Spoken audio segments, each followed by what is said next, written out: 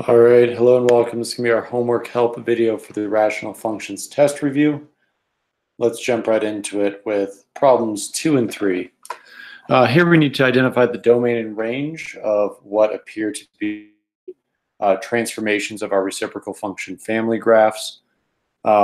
Just as a reminder, those graphs are transformations of this parent function here, y equals 1 over x. And what's special about this function here is that it's got a vertical asymptote at x equals 0 and a horizontal asymptote at y equals 0. And it kind of looks like this. All right, but these two functions here have been manipulated with transformations. We'll just focus on number 3 right now. We can see it's got a vertical stretch of 4, which is not going to affect the domain or range. This plus 2 here is going to move us left 2. It's always kind of the opposite of what you think. But then the plus 1 at the end actually moves us up 1. So the one at the end works the way you think it works, and the one that's done directly to your variable is always kind of backwards. But if I shift the whole function, the asymptotes will shift with it, and that's going to exclude different values. Let's think about the domain real quick. So normally, I've got a vertical asymptote at 0, therefore I can't plug in 0. Well, this one's been shifted left 2, so now my domain is all real numbers, except x cannot equal -2. That's the value that would make us divide by 0, but that's also where the asymptote ends up after we do that shift. Now let's think about range. Range is all of the outputs. Well, the range of our parent function here is all real numbers except for 0, because we can never output this horizontal asymptote here. But now it's been shifted up 1, so the range is going to be all real numbers except y cannot equal 1. All right, so that's like the one number that no matter what we plug in will never get out. And the reason for that is that this piece here will never be equal to 0. So we'll always be adding something to 1. You can never divide 4 into so many pieces that they become equal to 0. All right, let's look at some graphing. First, let's practice graphing our reciprocal function family with number 4 here. So let's just label the transformations we see. This -2 being done directly to my variable is going to move us right 2. This 3 is going to be a vertical stretch of 3. And then this negative, it's down in front. It could go on top. Doesn't really matter. This is going to cause a vertical flip. All right. So normally, my function has a vertical asymptote right there at 0. But it has been moved right 2. So now the vertical asymptote is right there at x equals 2. And then normally it has a horizontal asymptote at y equals 0. This one hasn't been shifted up or down, so that's where it's going to remain. Now the vertical flip means that we're going to fill in not to these 2 quadrants, but into the other 2 quadrants. We got to get a point. Let me use this 3 here. So from the center, or the eye here, we're going to move over 1 and up 3. Because normally, to get to our vertex, we would just go over 1, up 1, if we've already been vertically flipped. But now it's been stretched up 3. And now we just have to remember that this shape here is super symmetrical. So it's got one axis of symmetry that runs like this. Let me do actually thin, solid purple line for this axis of symmetry. And it's got another axis of symmetry that runs like this.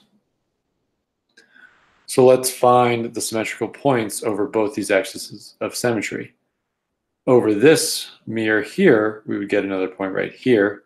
Then over this mirror here, we would get another point over 3, down 1, right about there. And another one over the mirror over here. Notice that that's down 3 over 1. Same pattern to get to these 2. Now, it's not going to hit any more lattice points, so we're going to connect it up my line is going to try and stay very close to that horizontal asymptote until it comes to this vertical asymptote, which is kind of blocking its path. It has to go up over this wall, goes up to infinity, disappears, reappears at negative infinity, and now tries to get back to the horizontal asymptote to continue its life, heading out to positive infinity. So that's what this graph looks like. Let's just look at the instructions real quick. So it wanted us to state the excluded values. So we've got the excluded value that x cannot equal 2 here, because that's where it spikes up to infinity. That's a vertical asymptote. The x-intercepts, well, it doesn't have any. No x-intercepts. And that's because our x-axis is the horizontal asymptote that we come really close to, but we never cross. And it doesn't cross right here. It disappears at positive infinity and reappears at negative infinity. Sometimes your graph makes it look like it comes back down, but it actually never does. So there's no x-intercepts here.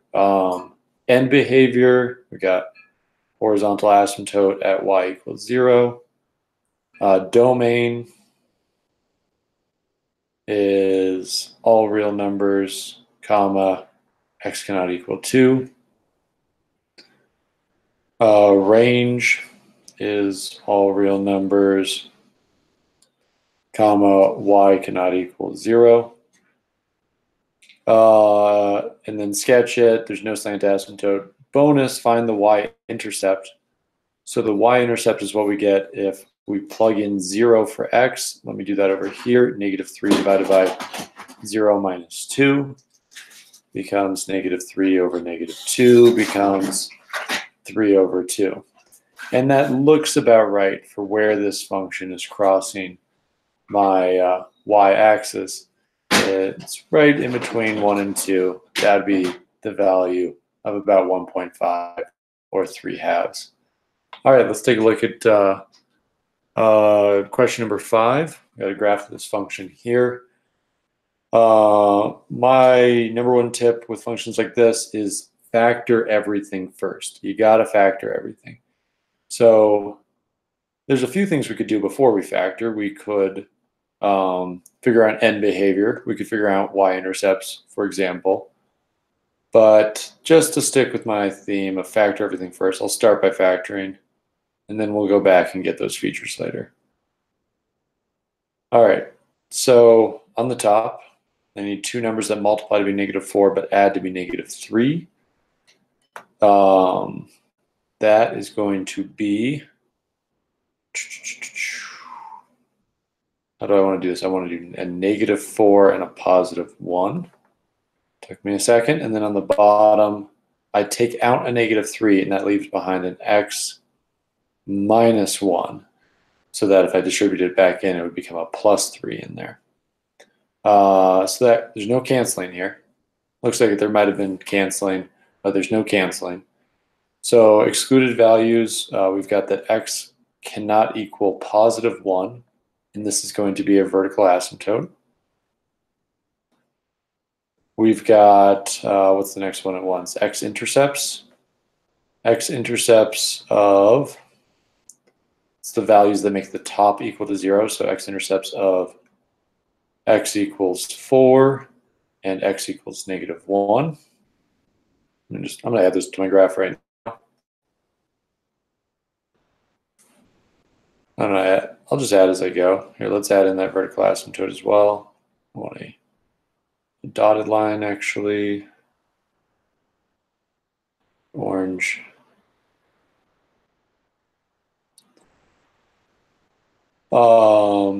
Next up, end behavior. So that's where we got to think here. The top of this function is squared. The bottom of this function is only raised to the power of 1. So the top of the function is up to degree 2. The bottom of the function is up to degree 1. So that means it's going to have a slant asymptote. If it ever is just one bigger on top than the bottom, it's got a slant asymptote. We need to set up some long division over here. So I'll put the top inside my long division symbol. the bottom outside here. And then I get tunnel vision. I ask myself, what do I have to multiply negative 3x by to get an x squared? What about negative 1/3 x? Now I actually do the multiplication. I get my x squared. But when I multiply that negative 1/3 x to this 3, I get a negative x. Parentheses, do the subtraction. Negative minus a negative becomes negative plus x. So negative 2x. Drop down the negative 4, although it won't change anything. Hit tunnel vision again. What do I have to multiply negative 3x by to get a negative 2x? I got to multiply by a positive. I want the 3's to cancel out, so 2/3. Yeah, I wish that worked out a little bit better, but I guess we have to deal with fractions. This means I've got a slant asymptote at y equals negative 1/3 x plus 2/3. So let me put a point in at 2/3. Go down a third, down a third, down 2/3. Is that kind of a straight line? Not the straightest. 1 second. So down a third, down a third, down a third. Oh wait, oh, slope of negative 1/3, down 1/3. Now that I found my point, down 1/3, up a third. Now I'm on a coordinate pair. Up 1, left 3, up 1, left 3. All right, there is my slant asymptote. Dot that in across the graph. Okay. Next up, I think they asked for domain and range. So domain, all real numbers, comma, except x cannot equal 1. That's our vertical asymptote. The range here is just all real numbers. Because it slants, we're going to hit every value. Because there's going to be an overlap of these tails with which values they hit. So only with horizontal asymptotes are you can get those restricted values. I guess, I mean, there's a slight caveat. If it slants the other way, you could skip some values. I'm not going to go in that much depth about domain and range on the test, so don't worry too much about that. Last thing, we can get our y-intercept as a bonus. The y-intercept is what happens when I plug in a 0 for x. All of these terms cancel, and I'm left with negative 4/3. So negative 4/3 right about there, about negative 1 1/3. That's our y-intercept. All right, and yeah, I'm good to start connecting these up. So I want to stay as close to my slant asymptote as possible. I'm coming to this vertical asymptote. I also know that I have to hit these 2 points here. Then I'm going to go down to negative infinity, disappear, reappear at positive infinity, come straight down from positive infinity, and then I just have to hit this point on my way to rejoining that slant asymptote. And let's take a look at number 5. See if we got a similar looking graph. Yeah, we sure did. On to the next page. Simplify each and state the excluded values. Get the excluded values from before you simplify. It's kind of my hint there.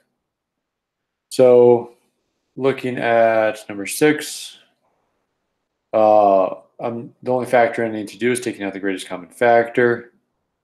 Let's see, they're both divisible by 3. Can we go any bigger? No, so I'm going to take out a 3p from both terms, leaving behind a p minus 8. And if I was to distribute that back in, I would recover the original top of this equation. On the bottom, I can take out a 3p as well. leaving behind a p plus 1.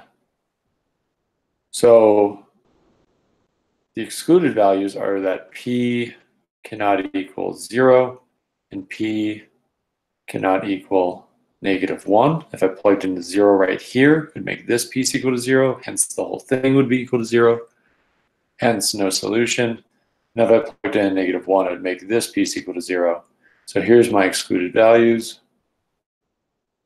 Draw an arrow, excluded values. And then the simplified equation is with these three p's canceled out, just p minus 8 over p plus 1. All right, moving down, identify the vertical asymptotes of each. I'll do them both. So factor everything. This one here is going to be x plus 2 all over. I'm going to take a -1 out of this, leaving behind an x squared minus 4. Let's go one more step. Taking the -1 out. Now, x squared minus 4 could be split into an x plus 2, x minus 2. All right, this gets me excluded values of, oh, actually, we just want vertical asymptotes. So let me cancel out my x plus 2's. I'm going to leave a 1 behind on the top. And then the vertical asymptote is at whatever value makes this equal to 0, and that value is 2. So vertical asymptote at x equals 2. Check that one, number 8. Yep. All right, what will make the bottom here equal to 0? X equals 0. And no, those x's don't cancel out. Don't even try to do that. That's not how math works. All right. Identify the wholes of each. Wholes are factors that do cancel. So we really got to factor everything so we can see what's going to cancel, what's going to remain. Do this top one. I can take out an x squared from the top, leaving behind an x plus 4. On the bottom, it looks like I can take out a -2x, leaving behind an x squared plus 3x minus 4. One step further, I've got an x. Let me write that x squared as x times x. Let's make my canceling work a little better here in just a second. X plus 4 all over -2 times x times two numbers that multiply to be -4 but add to be 3. It's going to be +4 and -1. So the wholes are at the values that make the bottom equal to 0 that cancel with something in the top. So this x and this x cancel out. That means I've got a hole at x equals 0. This x plus 4 and this x plus 4 cancel out. That means I've got another hole at x equals -4. Those are the holes. And for what it's worth, I would have a vertical asymptote at 1. Check 10 real quick. 0, -4. Okay.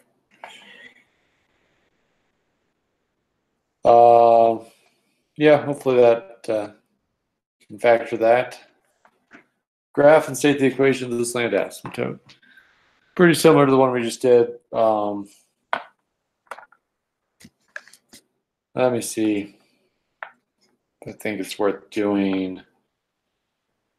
Yeah, we'll do it just for practice, but we'll do it a little bit quicker this time. So, got a factor, leave behind an x squared. So I can take out the greatest common factor of an x and a -3x.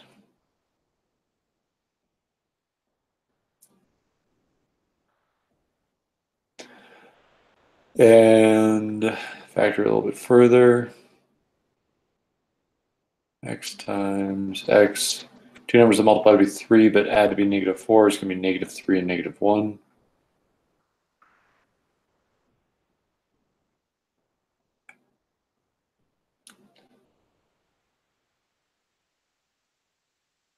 You can see I've got a hole at 0. I've got x-intercepts at 3 and 1. Let me add those in.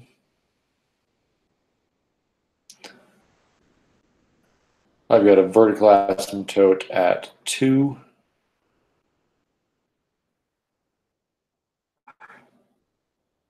Splitting those two x-intercepts.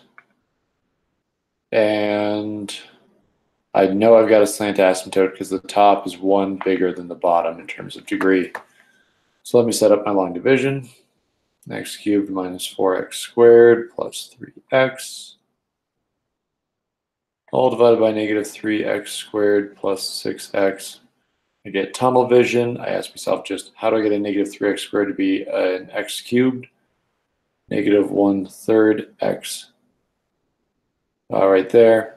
Actually do the multiplication, I get my x cubed back. I also get a negative 2x squared. Do the subtraction, negative minus a negative gives negative plus. And so I've got negative 4 plus 2 gives a negative 2x squared. Tunnel vision again. You can drop this 3x down for fun, but I don't have to. How do I get a negative 3x squared to match a negative 2x squared? I'd have to multiply it by 2/3. That way the 2 would stay behind and the 3's would cancel out. And the negative would stay behind too. So it's very similar to the one we just did. Y-intercept, okay, let me actually write it out. Slant asymptote of y equals negative 1/3. Let me just make that look better. Negative 1/3 x plus 2/3. Go to the 2/3, go down a third, go down a third, go down 1/3, down 1/3, up a third, up 1/3, up 1/3. And there is the slant asymptote.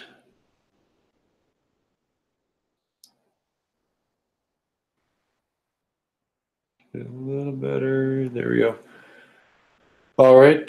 The y-intercept would be 0, it looks like. If I plugged in 0 at all of these locations, everything would be 0. Oh, the y-intercept is actually a hole because right at x equals 0, we have a hole. So there is no y-intercept. There's a hole right there. All right, let's connect everything up. I'm trying to stay close to my slant asymptote until I hit this vertical asymptote, which causes me to leave that line, go up, disappear, come back down. At that point and go off forever, and then I just need to come back and erase the value right at 0 because that's right where the hole is on this function. See how we did with number 12. Yep, that looks about right. Was that the exact same slant asymptote? Negative 1/3 x plus 2/3. Felt like that was the exact same. Yeah. These weren't the exact same functions, were they? No, they're slightly different. Sorry for the lack of creativity in those two problems. Hopefully you still found doing both of them meaningful. All right, simplifying.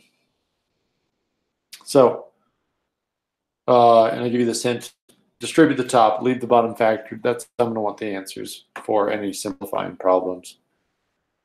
Very first step always is factor.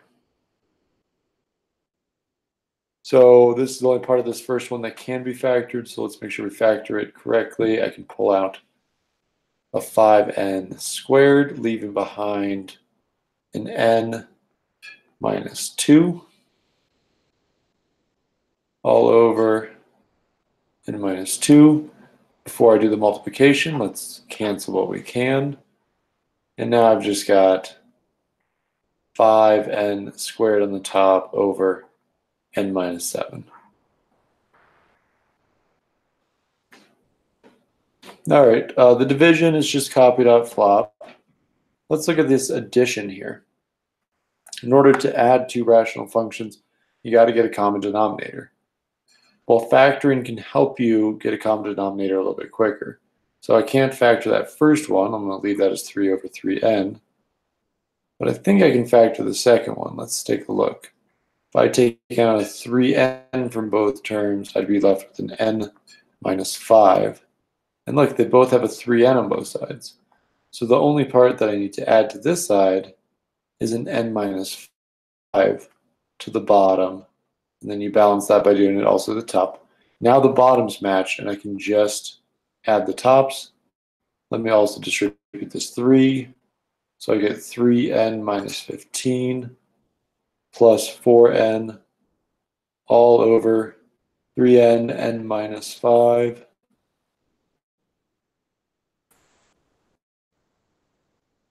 And then just combine like terms on the top.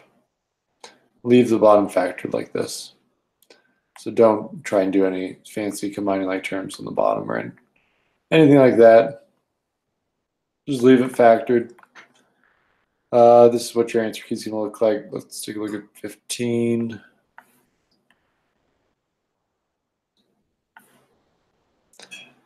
Yep, bottom's factored. Top is distributed.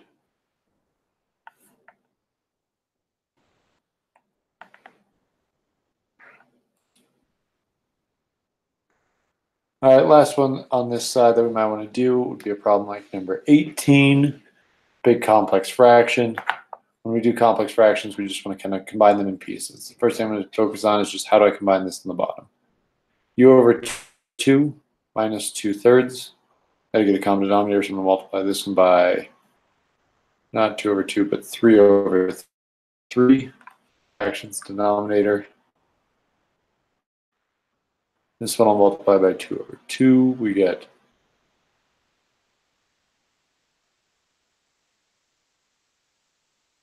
3u minus 4 all over 6.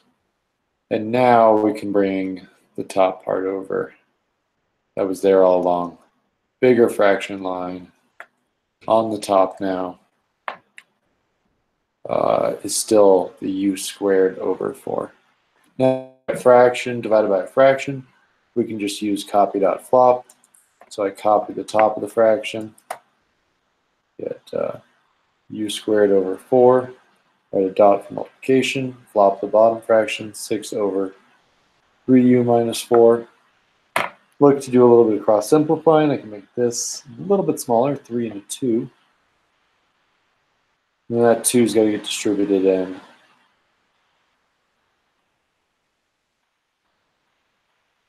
But I end up with 3u squared over 6u minus 8. Although they might, in the answer key, not even distribute that 2 in. I'm curious to see what 18 looks like. No, they did distribute it in. 3u squared over 6u minus 8.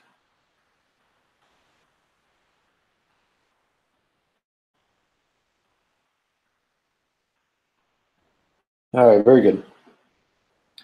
On to some solving. Remember to check for extraneous solutions. We'll see if I can remember to do that here in this answer key video. To already do so much work to get your answers, but you can get extraneous solutions because you can end up with situations where you got to divide by 0, and that's not good. All right. First one, we'll just do number 19 here. Got to solve it. If I want to solve it, I've got two main techniques, either a common denominator across the whole thing, so I can just cancel it out, or get it to be a fraction equals a fraction, so I can use cross multiplication. I'm going to go for that second technique because I can see a way to get these to match pretty quickly.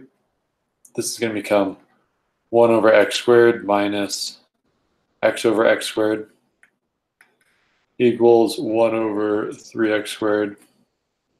This is now going to become 1 minus x all over x squared equals 1 over 3x squared. I can actually clear those x squareds by multiplying both sides by x squared right now.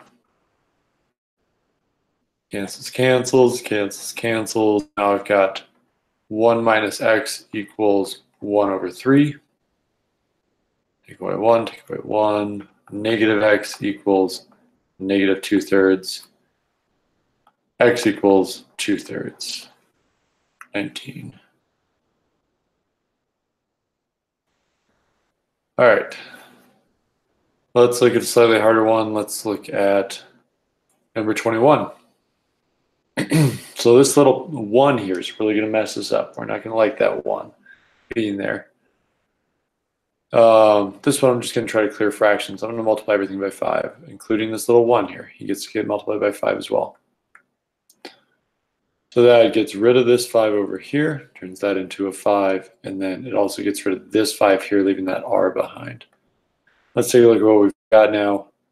R plus 1 equals 5 plus r squared minus 2r minus 24 all over r. Let's get rid of this r now by multiplying everything by r. So I get r squared plus r equals 5r plus r squared minus 2r 24. Now I'm going to subtract r from both sides. I'm going to get rid of this r squared on both sides.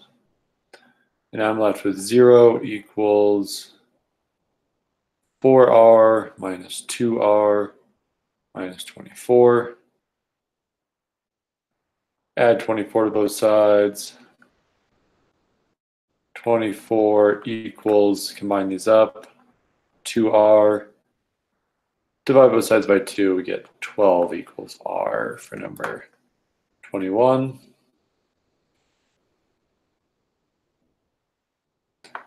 All right, and I've been forgetting, I knew I was going to forget. I've been forgetting to check these to be extraneous solutions. Let's just make sure that our answers never cause us to divide by 0.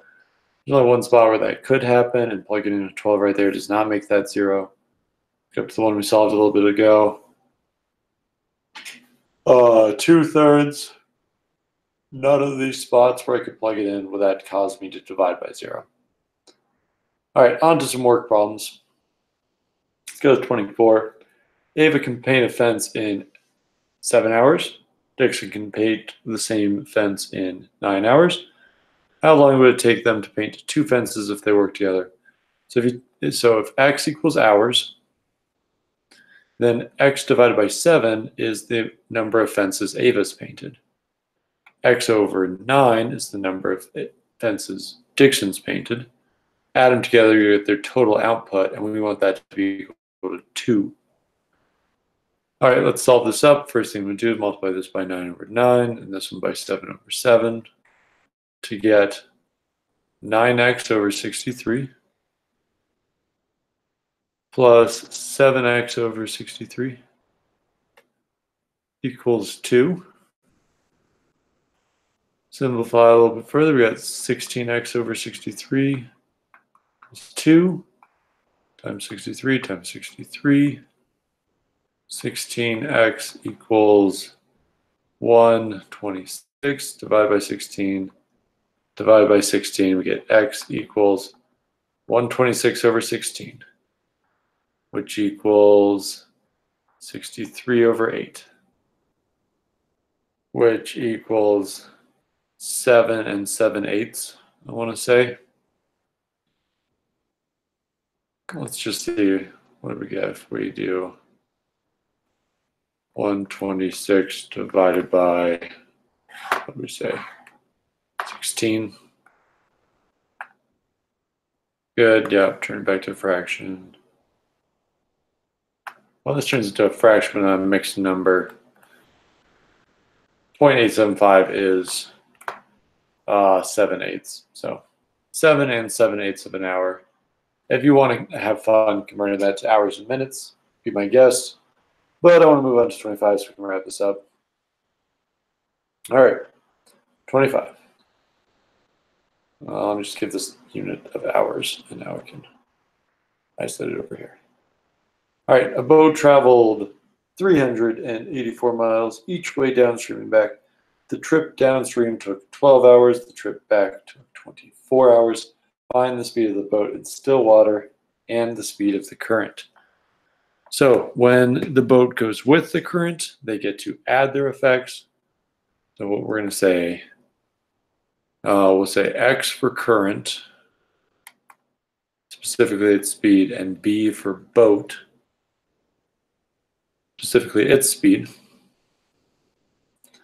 If I take my faster trip, 12 hours, and divide it by the speed of the current plus the boat, I should get actually, 1 second, the 12 should be over here. The 384 should be over here. So if I take the distance divided, so distance, here, let's all remember this formula. Distance divided by speed equals time. So the distance divided by my speed, and in this scenario, they got to work together, equals my shorter time. And if I do the distance divided by the boat speed minus the current speed, because the boat has to work against the current, that equals 24.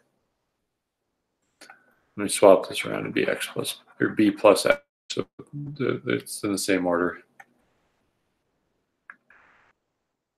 Okay. Next thing, I'm going to move the x plus b and I was going to switch it around, but then I didn't. Here we go. B plus x. All right. Let's multiply this side by b plus x. And let's multiply this side by b plus x in this equation. And over this one, let's multiply both sides by b minus x.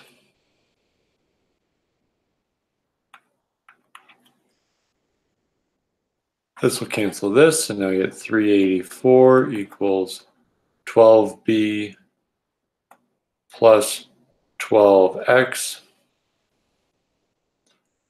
Over in this other one, we get 384 equals 24b minus 24x.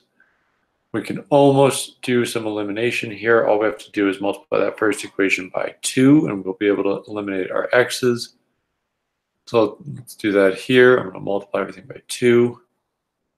384 times 2 is going to be 8. 6. Carry the 1. 7.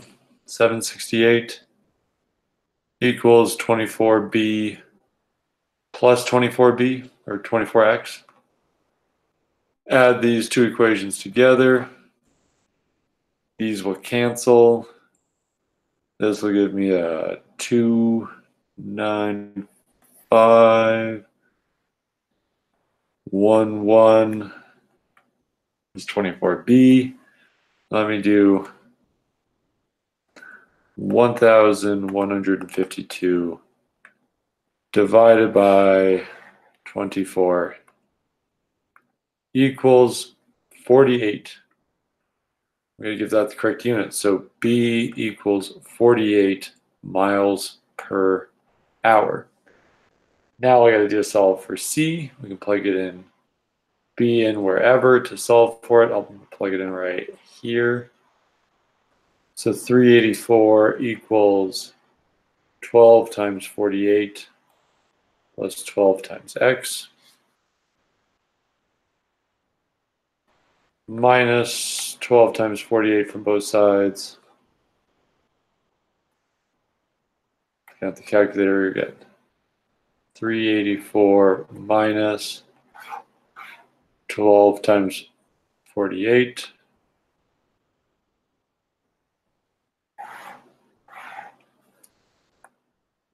I get negative 192.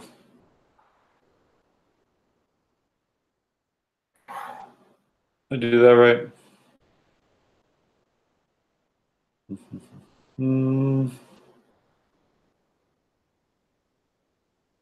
Oh, 1 second. When I added these here, that should have added to be a 48. So then when I divide, I was off by a factor of 2. This should have been a 24. That sounds a little bit better. So if this had been a 24. 12 times 24, let's see, that's going to be 240 plus 48, 288.